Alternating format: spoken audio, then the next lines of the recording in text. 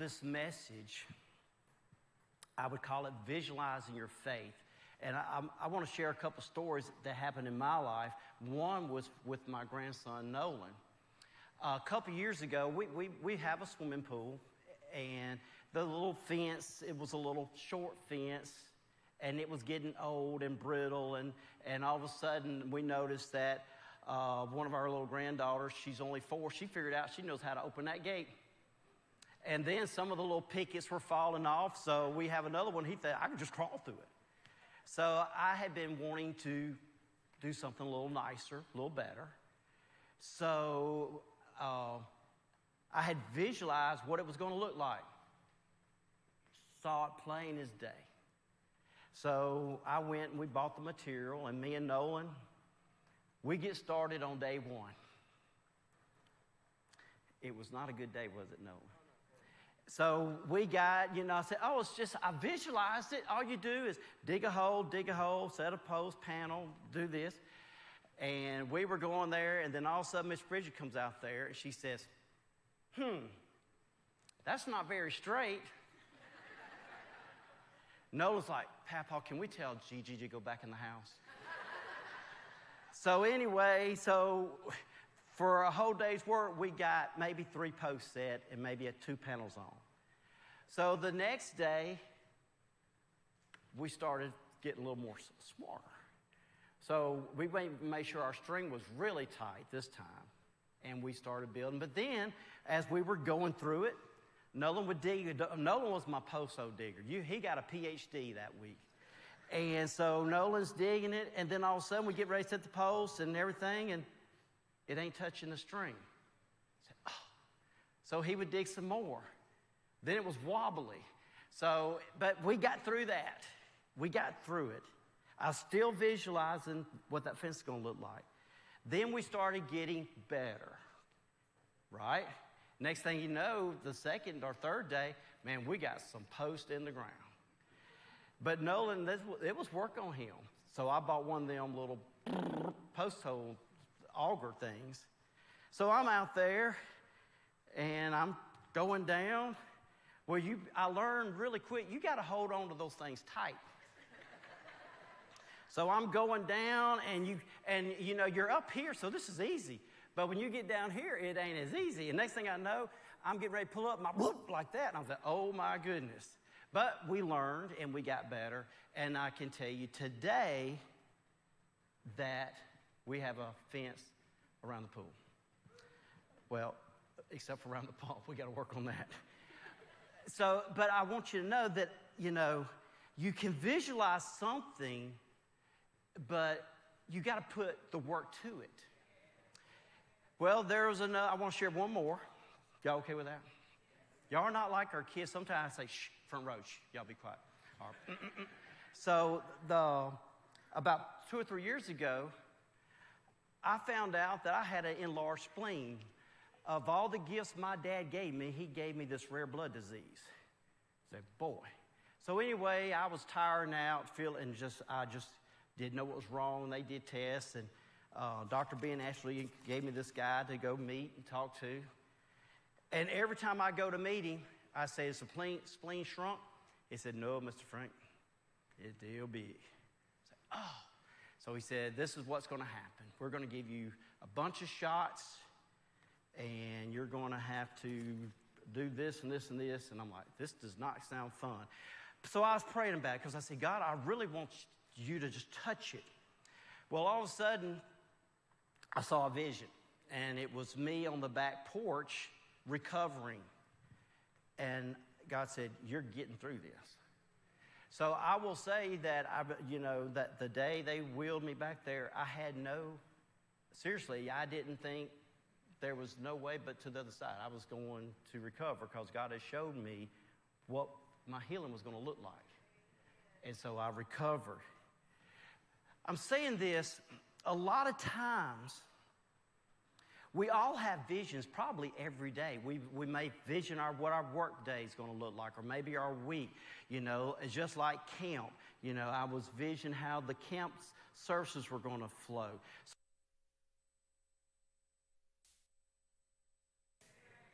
You got to put something into it. And a lot of times what happens, we have this great vision, and all of a sudden when it's time to do the work, we find it a little difficult, and we back out of it. Y'all with me? And we give up.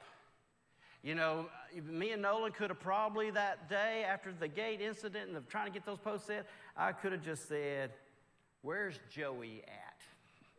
Joey will come and save me. But I didn't want to bother Joey. I felt like I had a vision. I wasn't going to give up. But a lot of times, you have to do the work. You know, what did we talk about last week? Faith without works. You got to do the work. And sometimes the work is not going to be easy.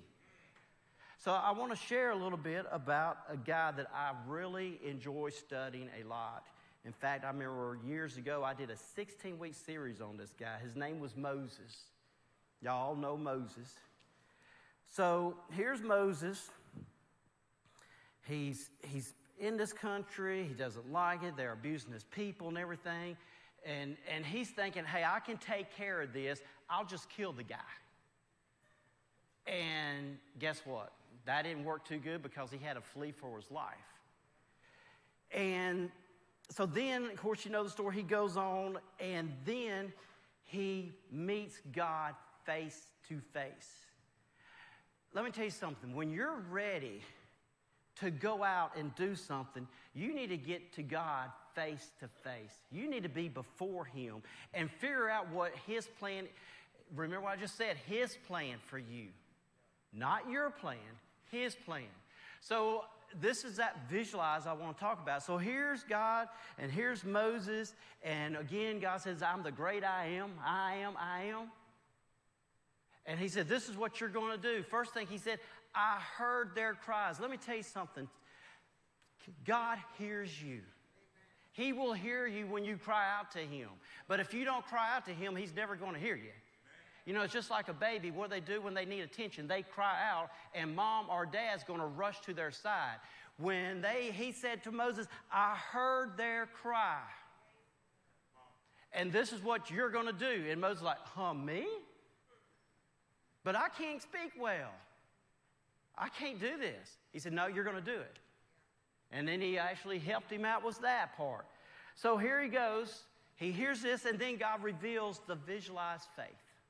He said, this is what's going to take place. You're going to go to Egypt. I'm going to perform miracles in front of you and Pharaoh. You go, and you're going to travel, and you're going to end up in the land of milk and honey. God just gave him a visualize what is taking place. Let me tell you something. He still does that today. But again, you got to go to Him first. You got to get and meet with Him. So here he goes.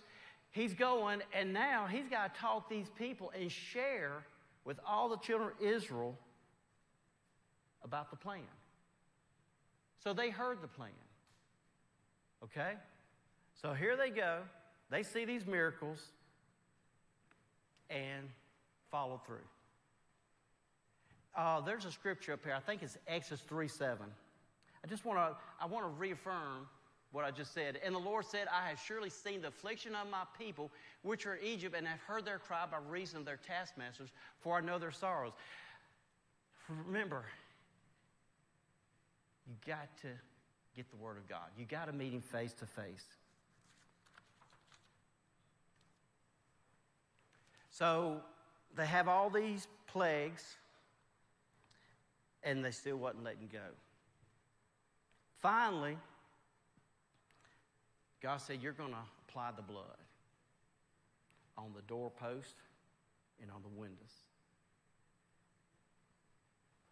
I'm here to tell you, when you apply the blood of Jesus in your life, it will do several things. It will release you from bondage.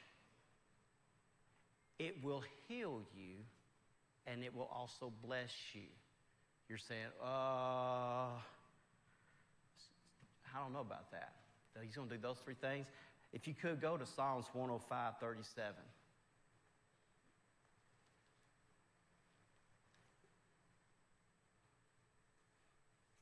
Well, I don't see. Did I not give that to you? I'll just go on and read it while they're trying to pull it up. I may have forgot to give it to them. Psalms 105:37 says, He brought them forth also with silver and gold. Get this. And there was not one feeble person among the tribes. When you apply the blood of Jesus in your life, you are delivered, you are healed, and you are blessed. But yet, today, so many of us sometimes, we feel just the opposite of those three. We feel like we're sick all the time. We feel like we're struggling to find finances for our daily or weekly needs. And we just feel this trapment. When it's just the opposite, when you apply the blood, all those things are taken care of. And that's something Pastor Chuck drills in us all the time. Once you speak it, you believe it, you just move on. It's sort of like with the fence, yeah, there were struggles, but you just move on. You just move on. I've done this many times. How many, you go to a prayer service and maybe you get healed? Or maybe you just say, you know what, I'm going to speak the scriptures in my life and I'm going to be healed. And then as soon as you get done, all of a sudden, because I was very guilty of this a couple years ago, and sometimes, I'll be honest with you, sometimes I fall in that trap again, and all of a sudden I have a little pain, and my focus now turns to the pain instead of what the Word told me. Again, it's that visualized faith, and I lose sight of the healing. So what I do now, and I'll say this, this was some more encouragement for me. When Kenneth Hagin was here, he started saying, sometimes you just need to sing. So I actually have me a little song now I sing. And if I feel a little pain, I said, nope, I'm going to keep on praising. And I'm going to keep on praising. And you know what happens? All of a sudden, I don't have the pain anymore. And you know what? If the pain don't leave, I just keep on praising. If my back still hurts, I'm going to keep on praising. I'm going to tell you something. When you're my age and you're running around with a bunch of 6 to 12-year-olds, you can't just sit down and say, oh, my back. You can't do that. You just got to keep on going. And so that's what I've decided to do. You just keep on going. Don't just stop and say, oh, me. I thought God, because I did this. I said, God, I thought you were going to heal me. I can tell you this, I got angry. I'm like, God, I spoke the word. I'm believing. He said, you're not walking it. I'm like, oh. And I would. And then I would start feeling better. Then the little pain would come back and say, God, what's going on here? And I'd hear that word again. You're not walking it. So you've got to walk out. The children of Israel, guess what? When they were released, they had to walk. They had to walk. So here's Moses. He knows the plan. He knows that where the outcome is, he's going to see the land flowing with milk and honey. The people are going to get there. And guess what? We can get there too. We can get to our visions that God gives us. But here's the thing. You got to walk it out. But you also, guess what? You got to be a humble person. Moses was considered the greatest leaders of all times. But if you read, you'll also find out he was the most humble person of all times. See, a lot of times we think as a leader, we just throw out the rules, say do, and that's not it. Even Jesus said, I came to serve. Moses was serving. Moses was humble. Let me tell you something. When you're following God, you need to stay humble. You need to stay humble. It's so very important to humble yourselves if you want to be that leader. I talk to my son sometimes, and he works for Energy, and just sometimes he tells me about the leaders, and he likes to vent to me sometimes. And I was guilty when I worked for Energy. Sometimes I did a lot of venting myself. But that's just, you have two leaders. You can have one that's like a taskmaster. God don't want that because he pulled his children out of there. Or you can be humble and lead them as a servant. So here they are. They're going to the promised land. It's a long journey. It's a long walk. And as they're walking, their mind gets wandering. They start thinking about, well, Egypt, we had food. Yeah. And I mean, the work was tough. We worked 7 days a week, 16-hour days, but we did get 8 hours sleep. Yeah, we did. That's a good thing. And I mean, they had a nice river, take a bath in from time to time. And we're out here walking. And I don't know about you, I'm tired of walking. I know what I got back there. Sometimes in life, as we're walking, our mind starts wondering. Our mind starts thinking about, maybe it wasn't so bad that way. We do that sometimes. And we get so caught up in that our mind starts diluting what God's promises are here for us. So they're walking, and their thoughts would be something like this. Why are we going through this? You ever ask your question, why, God? Why are you doing this to me? Why me? And then we have thoughts, well, I want more than this. This walking ain't for me. Or I want something different. I want my lifestyle to be different. I like what they have, so I kind of want their lifestyle. And then the big one is, I want to do things my way. I'm tired of following this humble leader guy. I want to do it my way. And then it gets even worse. But you know what? I like trees and houses and four-wheelers and ski boats. And I just really don't think I have a place for God. See, they love the creation over the Creator. All those things are nice. I tell our boys and girls all the time, because if your parents of little ones, one thing that just about every parent probably has bought their child is a tablet. I tell Katie all the time, times have changed. When we went on trips, it was coloring books and Barbie dolls or little cars or trucks they would play with. Now you just set them in the car seat, pop that tablet there. They can watch a little 2-hour movie, and they don't even know they left the house yet. And so we get caught in these traps. And these traps can keep you from entering the promises of God. They will do that. Now, am I against tablets? No. Am I against having fun playing golf? No. Riding a four-wheeler? No. But don't put it over your Creator. Don't put it over God. Remember, when you quit seeing the vision and only see your surroundings, it's going to hinder you. And so to keep the vision in place, you have to continue to pray. You have to continually to talk to God on a daily basis. Something that's happened to me for years, I might be at the store and I see this lady or a little old man, and I would hear something in my spirit. Why don't you pray for them? And I would just kind of say, no, I don't think that's God. Somebody's going to look at me. This ain't the right place. And we would even do this. God, if you really want me to pray for them, they'll come to church. Or I tell you what, God, if I turn down the next aisle and I see them, I will pray for them. Am I the one that's ever done that? So let me tell you something I heard from God. The devil's not going to tell you, well, you go pray for someone. The devil's not going to tell you that. Let me tell you something else. If you have your prayer language, the devil's not going to tell you, I think you should pray over these people in your prayer language. Or this one, sometimes, this happened to me this morning. I'll share it. I'm not afraid to share it.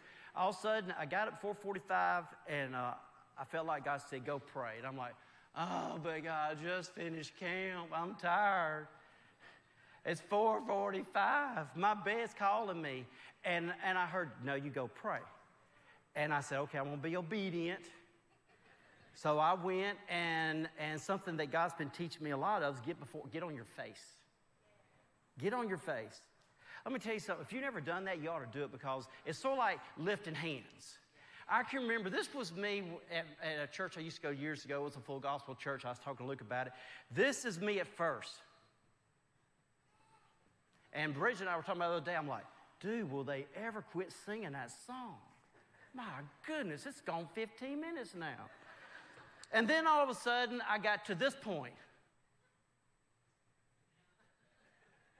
Oh, and then I finally got to the two hands. I'm like, woo-wee, I am spiritual now. And next thing I know, I'm up here now. Well, let me tell you something. If you never got in your bedroom floor or wherever you want your quiet place is, and you get on your face and you lift your hands to Him, you start speaking in your prayer language or just thanking Him, He will. I'm going to tell you something. It is something that you'll say, boy, once you do it, you're going to say, I got to keep doing this. I got to fall on my face before God. He will just start feeding you. Well, this is what happened to me. I get down there and I pray. And I get up, and I'm walking out of the room, and he said, you're not done yet. And I'm thinking, maybe this is the devil talking to me. Maybe this is a superstitious thing. So I said, okay, God. So I go back, lay back on my face, I'm praying. I'm thinking, all right, Kobe, I'm done now. So I get up, I start walking back to my bed, and the guy said, you're not done yet. Good. So I go back, lay back down on my face, and I pray, and then I felt I was released. And he said, and I went back to bed and enjoyed about an hour's sleep or maybe a little longer. See, that's being obedient. And see, that's what Moses was doing. He was being obedient. Being obedient, and he was taking these people. Now, I need to kind of rush this thing a little bit here. So here's Moses. They get right there, and the people, he sends, you heard the story, he sends the 12 tribes, the 12 people in there to spy out the land to come back saying it's right for the taking. Do you know why they said it was right for the taking? Because they listened to Moses. And Moses listened to God. See, Moses was instructing them. Guess what? The other 10 heard the same preaching. Y'all with me? They all heard Moses speaking what God was going to do for them. But only 2 said, you know what? If God told Moses this, it's good enough for me. The other 10 said, well, I don't know. That Moses, he is getting old. He's pushing 100. He's kind of getting a little like this. And so this is what God did. And I'm going to fix to challenge you people for a second here. If you'll pull up Numbers 14, 29 through 31.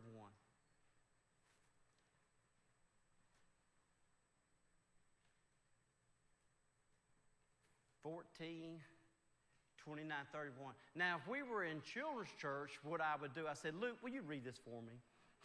But we won't today. Your carcasses shall fall in this wilderness, and all that were numbered of you, according to your whole number from 20 years old and upward, which have murmured against me. Think about this. So basically, everybody that walked out of Egypt that was delivered, set free, healed, and blessed, they didn't get to fulfillment of the land of flowing milk and honey.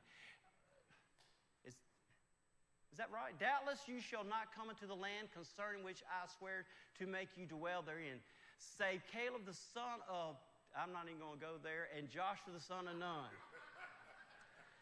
And there were a few others that made it. Let me tell you something. If you don't do God's plan and follow His will, you could be missing out of a lot of blessings. A lot of blessings. Young people, I think this is something I've been praying, and actually this came up to me at camp.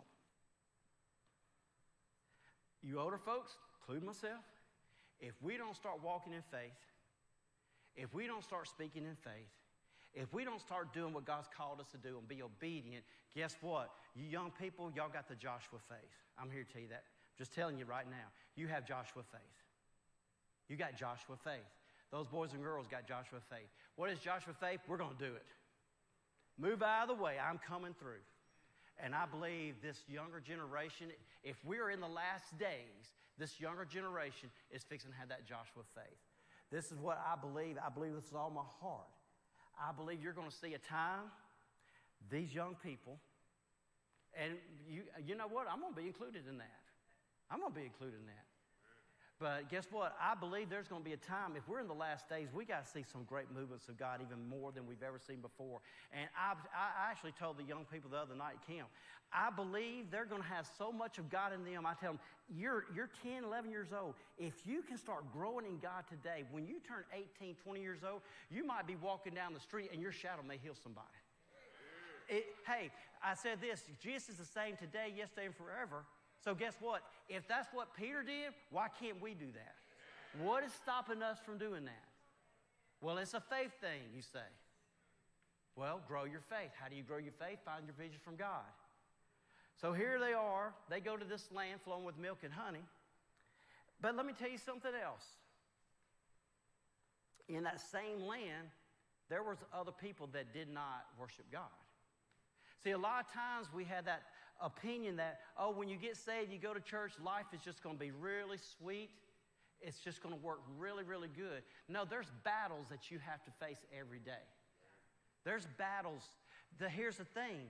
You can either cower down to that battle and miss the plan of God, or you can be bold and step forward in there. And that's where we have to get to today. A lot of times we cower down. Like I was talking about earlier, God tells you, hey, I want you to pray for somebody, and we kind of talk ourselves out of it. You know, me and Pastor Rocky, and we even brought Luke with us, we have a thing where when we go to a hospital visit, we go to the person that we're supposed to pray for, and then our goal is to find somebody that we do not know and pray for them. I will share this with Rocky, Pastor Rocky here. He kept saying, Pastor Frank, you pick one, you pick one, you pick one, you pick one. So I kept picking. Then one day on the hospital, he said, Pastor Frank, I'm picking today. I said, sure.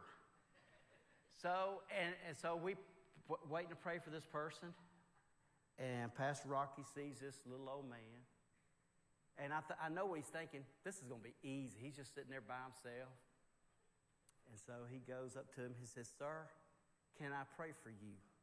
And I never heard this response before in my life. The guy says, yeah, you can, but I don't believe in God. I do like Jesus' teachings, but I don't believe in God. I'm like, what have we... I mean, Rocky went in there at 6'5", and he was shorter than me when he was wanting to leave. And so we took Luke with us this past Monday, and we found this guy, and we prayed. It was a good prayer. The guy was genuine. He was a believer. And there's this other girl sitting there, and then Luke says, I'm going to go pray for this person. I said, go ahead. But I will say this, Luke, you didn't crash and burn. Pastor Rocky did. You did really good.